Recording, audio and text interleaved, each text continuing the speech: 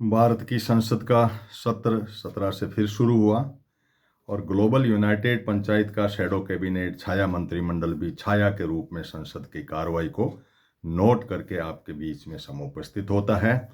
और इसी के तहत लोकसभा की कार्रवाई 17 मार्च 2025 को एक सवाल आया था 2021 221 का, जो था कंजर्वेशन ऑफ हिस्टोरिक आर्टिस्टिक कलाकृतियाँ जो है उसके ऊपर। उसके अंदर बात उभर के आई कि भगत सिंह और बटुकताश के पत्र जो है संसद के पास में जो थाना है उसके माल खाने में पड़े हैं।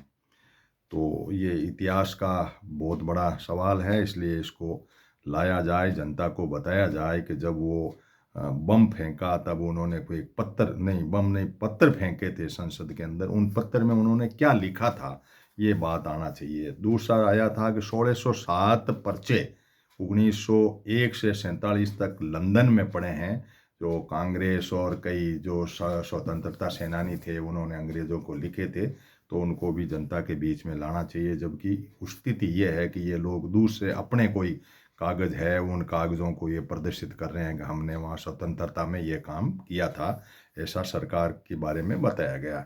दूसरा, नेशनल कंपनी लॉ का ट्रिब्यूनल है, उसके ऊपर बहुत सारे केसेज हैं वो हैं, तो उसके ऊपर जब सरकार गोलमाल जवाब देती है कि हमने 10 लाख करोड़ रुपए बचा दिए ट्रिब्यूनल में जाने से, और उस तरीके से।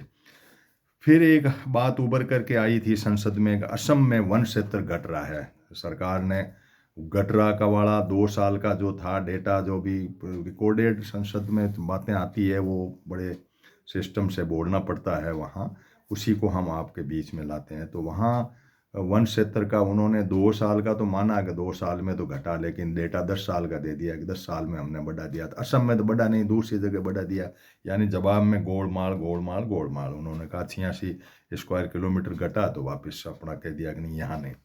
अब विवाद हुआ और हल्ला हुआ, वो हुआ ऑफशोर माइनिंग के बारे में। ऑफशोर माइनिंग ये होती है कि समुद्र तट से अंदर गहराई में जाकर के जो खनन किया जाता है, वहाँ से बजरी निकाल करके और सरकार बेच रही है।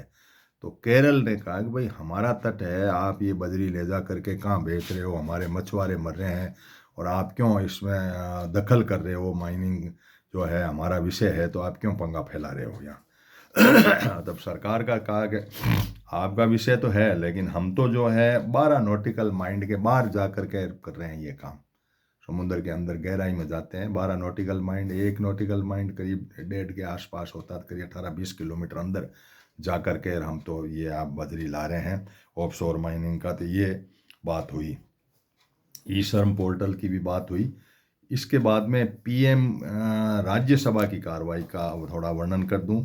पीएम एम्प्लॉयमेंट जनरेशन प्रोग्राम निकला एक, जिसको देखो इन्होंने किस तरीके से किया, ये संसद में उजागर हुआ कि आप एम्प्लॉयमेंट लेने के लिए पीएम ने कोई एम्प्लॉयमेंट का जनरेशन का बनाया कि भाई आप कोई बैंक से लोन ले करके अपना कुछ कह रहे हैं ना, स्वरोजगार करो, रोजगार रखो आप, तो और आप वो योजना खोलो और वहाँ बैंक। तो बैंक वालों ने क्या किया, 30% फार्म को अप्रूव किया, 70% को रिजेक्ट किया, ये पिछले डेटा बोल रहे हैं। तो इन्होंने कहा कि नहीं ठीक, हम बैंक वालों को भी समझाएंगे, ये करेंगे।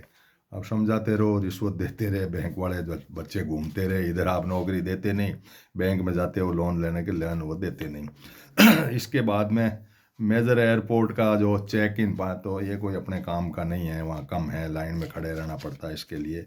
स्मार्ट शहरों के बारे में बात उठी।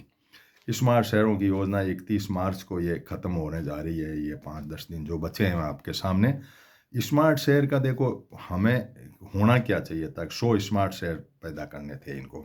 स्मार्ट शहर में इन्होंने एक इस तरह की व्यवस्था की कि उसका एक मोहल्ला लिया, उसमें कुछ काम के भाई सैंपल रैंडम के लिए। शहर तो बहुत लंबा चौड़ा, उसका 10% भी नहीं, एक मोहल्ला 0.1% कह सकता हूँ मैं, वो मोहल्ला लिया।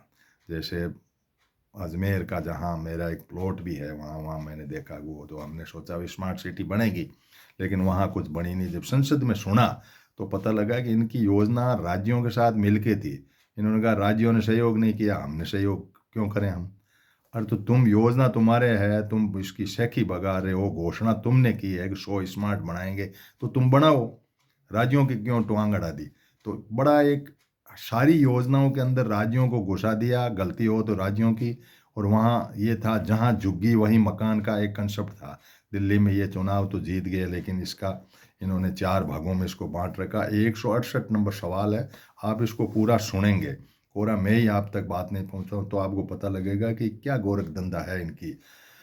फिर ऑनलाइन एश्योरेंस मॉनिटरिंग, यानी सांसद जो जाते हैं उनको मंत्री और सरकार एश्योरेंस देती है कि ये काम हमारा हो जाएगा। उसके डेटा 107 में से 39 हुए, और इस तरह से डेटा हुए, तो डेटा का इन्होंने अपना पीछे से जोड़ लेते हैं। ये एश्योरेंस तो वहाँ से थे, इसलिए आपके पास परसेंटेज कम है, आप कौन सी वेबसाइट से लाए हो। तो वेबसाइट में तो इतना इनको ध्यान रहता नहीं, तो कोई चढ़ाने वाला दूर सा होता है, तो वहाँ से डेटा लेके आया, इनकी खुद की वेबसाइट थी। लेकिन कहा कि भाई 69% तो आपने एश्योरेंस हमें दिए ही नहीं, 31% पे कार्रवाई हुई, वो भी पूरी नहीं हुई।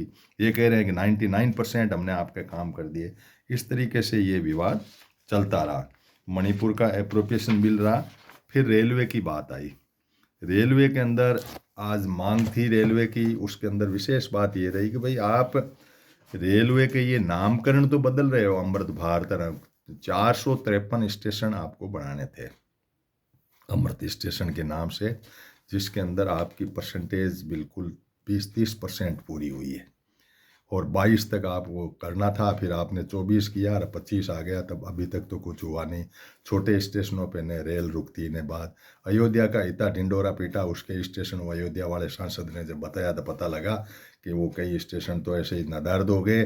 जो अयोध्या के वो राम वाला है उसके ऊपर वो सारा कुछ उन्होंने पैसा लगाया। इस तरीके से हमें अपने बच्चों के भाग्य लिखने वाले संसद, जो हमारे आपके पोतों को भाग्य लिख रहे हैं, आने वाले कानून बनाते हैं, हमें बजट हमारा लेकर के पैसा टैक्स लेके हमें जिस तरह की सुविधाएं और सोशल सिक्योरिटी देते हैं, उसको हमें ध्यान रखने की ज़रूरत है। कल फिर मिलेंगे इसी टाइम। आप ग्लोबल यूनाइटेड पंचायत के चैनल को सब्सक्राइब करते हैं ताकि आपको हमारा पूरा संसद की कार्रवाई मिलती रहे। धन्यवाद सभी को।